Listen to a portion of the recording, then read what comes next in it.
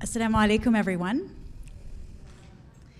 What a pleasure it is to be with all of you today. Thank you so much for taking the time out of a beautiful Vancouver weekend to be here, though it's an incredible space as well. So just such a lovely opportunity to sit with all of you.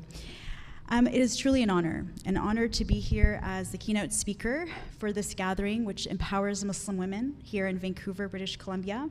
I'm also grateful to be here on the unceded traditional territories of the Musqueam, Squamish, and Tsleil-Waututh, and I hope I've pronounced those properly, at nations. Truth and reconciliation is a shared responsibility, and certainly it is absolutely critical for our communities to demonstrate our commitment to truth, to reconciliation, to justice for First Nations, Métis, and Inuit communities. And so our solidarity matters, and I think it's really important that tomorrow we all do what we can in our own families, in our own communities, to really mark this important moment in our calendar. Thank you so much for providing me with the opportunity to engage with the pressing need to combat Islamophobia. Tanweer laid it out really well, Fatima in her introductions as well. It is very timely and important. I'm very pleased that the Foundation for a Path Forward and the BC Muslim Women's Forum has identified this opportunity to bring us together and discuss these issues.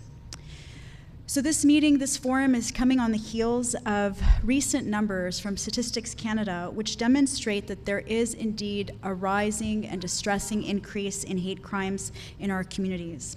For the third year in a row, incidents of hate have been going up. They rose by 32% in 2023 compared to the previous year. I looked at Vancouver's numbers. There's a similar rise of about 30% of hate crimes here. A main driver of the increase overall has been hate incidents targeting and motivated by religion, which have increased on that category by 67%. And for Muslims in particular in Canada, hate crimes have risen by a staggering 94% in 2023. Plain and simple, this data reaffirms what many of us know, that Islamophobia is a real and dangerous problem in Canada. Though I do have to take a moment to share with you that the vast majority of hate crimes are underreported. Victims often fear coming forward. They fear further victimization. They have low trust in police services, or sometimes don't even realize that they have been targeted in a hate crime. So I know that we have officers from Vancouver Police Department who are with us. They'll maybe wave at everyone. And I do hope that you take an opportunity to meet with them, because we have a responsibility to raise awareness about the importance of reporting. If we don't report, we can't identify the issue, and if we can't identify the issue, we can't address the problem. So even when victims report to police, though, I'll also note that not always they're listened to or heard, or their reports are taken seriously, and that is ongoing communication and training that we need to see happening within police services.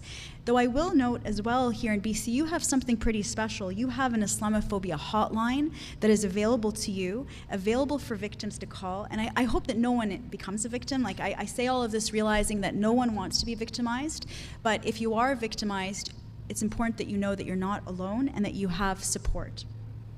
Because make no mistake, hate crimes are message crimes. They are intended not only to harm the victim, but to harm the entire community that's targeted. They send a message that we do not belong, and our message back has to be that we absolutely belong, we belong here, and we are not going to allow anyone to make us feel otherwise. Beyond hate crimes and hate incidents, Islamophobia can impact Muslims in a variety of ways, in their everyday interactions at work, at school, or in the public space. For example, last night I met with a group of Muslim women, some who are here, and I heard examples where women were describing hearing comments at work that were hurtful. And how much that, you get used to it perhaps, but why should we ever get used to that kind of treatment?